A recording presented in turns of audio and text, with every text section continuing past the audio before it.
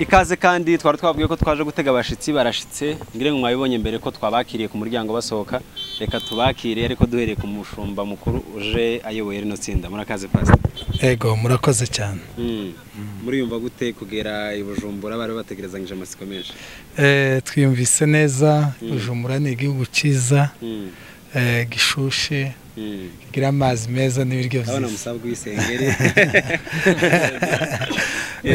ni nziza cyane twishimiye kutwakira no kuduha kaze yego twabyishimiye cyane murakaze cyane Frank waherukana hano kongera kwakira bivuze iki kuri ni ikintu cy'agaciro cyane ndabishimira Imana bamugisha Confi meze bite meze neza turashima Imana ko twageze Burundi amahoro turishimye Burundi hameze neza urebye Confi go bari ubwa mbere ugeze Burundi cyangwa warusanzwe aya soga mbere ariko mageze inshuro nyinshi mariko nje mu buryo bwo gutarama no guhimbaza Imana ari nka bwa kabiri Gato bimeze bite sawa bare kure tuzine mwatinze uri yumva gute kugera i Burundi ndishimye cyane ari makumbuye naruka ke imyaka 2 yashize ariko twishimye ko tuhageze muraza kumba bare wenda ndaza kubaza cyane pastor abandi nta kibazo namwe ndacisha mbabaze pastor twari tumaze igihe tubategereje afishe yasohotse nabwo sinita afishe kuko simwe n'izibiri hariho wenda n'izindi ku minsi mufite hano ndibaza ko muzamuri mu bikorwa bivuze iki abantu basanzwe bumva ubutumwa bwiza hano i Bujumbura ariko kubakira nka timu ivuye i Kigali abantu bitege iki kidasanzwe abantu bitege jambo rya mbere nuko mu by'ukuri kutwakira gutya byatunesheje mu buryo butangaje nibwo bwa mbere twakiriwe bingana gutya turabashimiye ubundi ubutumwa bwiza ntibukoze isoni abari bwo bakomeza kwitega kuko twarabisengeye kandi turizera ko bizagenda neza Imana izakora ibimenyetso n'ibitangaza yego presque aba bose muri kumwe ngire ngo bose hafi ya bose basengera muri mitorero uyoboye i Kigali yego biba bimeze bite iyo uhagurukanye ugahagurukana n'abantu usanzwe uyoboye atari abantu muhuriye mu gikorwa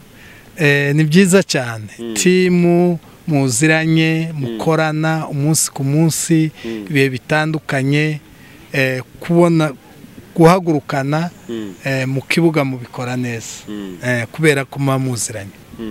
ko amajambo menshi twongere tubwire pastor yibutsa abantu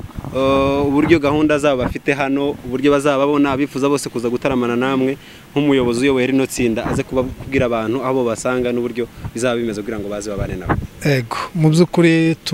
twongeye kubashimira kubera ko mwatwakiriye natwe turabakiriye twakiriye n'abantu bose badukurikiranira kuri internet kandi tubararikira kugira ngo bazaze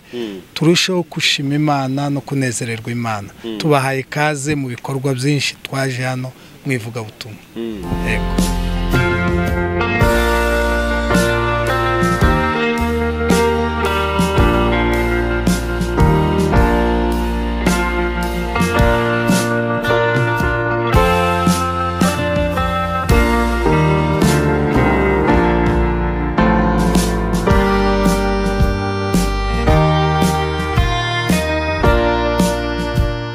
Shalom shalom nitwa Divine turi ni kuri aeroport de Bujumbura turishimye cyane no kubona abagenzi bacu mu gihugu kibanye cy'u Rwanda aribo Pastor